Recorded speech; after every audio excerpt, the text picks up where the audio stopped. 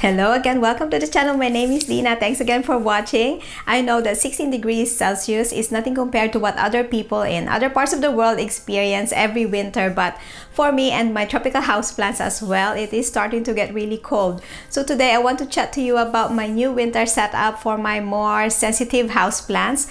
No, it's not a new greenhouse. I don't have that one yet. What I have instead is more of a really small scale but more affordable, accessible setup for us beginners using a heat mat and a large plastic box or bin, and I'm also using grow lights. Winter temperatures here in Adelaide ranges from 8 to 16 degrees on average, and some plants cope better with a cold temperature than others, like this Syngonium, my Peperomia polybotria, and this Ripsalis.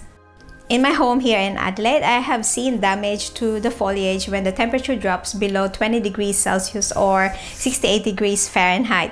My Calathea zebrina, for example, is already showing signs of stress, and at first I thought it was a humidity issue, but the hygrometer reads the humidity level at 60 to 70%, so it must be the cold weather that is causing it. Now, other signs of cold damage may be drooping or wilting leaves, bird-like spots on foliage, and splits on woody trunk or stems. Now, some of the things we can do to minimize the effect of the cold weather on our plants may be like bringing them indoors and sheltering them from the cold if they were like left outside during the warmer months. I have also heard of some people using bubble wraps wrapped around the pot to protect the roots from the cold, and also covering the topsoil with a layer of mulch as an added protection. Now I'm going a step further and setting up supplemental heating and creating an improvised mini greenhouse using plastic box or bin. Here's my improvised humidity box setup. This is the heat mat. I got this from a local hydroponic shop here in Adelaide, and when I touch the mat, it doesn't feel that warm, but it has a fixed temperature of 25 degrees, and that's enough to keep the roots warm and not cooked. And if you are purchasing one, just be aware that this is different to the ones that are used for pets, and that type of mat is warmer and may not be appropriate for plants. So this clear box here sits on top of the mat, and these rubber blocks that came in with the mat sits between the mat and the box, so there's airflow underneath, and hopefully the bottom of the box will not get too warm.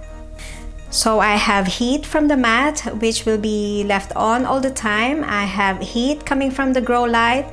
I have 2 bowls of water inside the box, and I'm keeping the lid closed so the heat stays inside the box, and this creates a high humidity mini greenhouse effect that my plants need at this time of the year. I have my philodendron, calathea, and some struggling plants inside the box. Now the hygrometer inside the box reads 25 degrees Celsius and humidity level of about 80 to 90%. Now this is the first time that I have my plants in this setup, and at first I have reservations in using a heat mat because I have plants in different soil mixes, but I told myself no guts, no glory, so I'll just be keeping a close eye on these plants for possible mold or fungus growing. And if the soil feels moist, I won't be watering them, and what I'll do is open a box every week and maybe change the water in the bowl, and that should let fresh air in, or like air circulation going.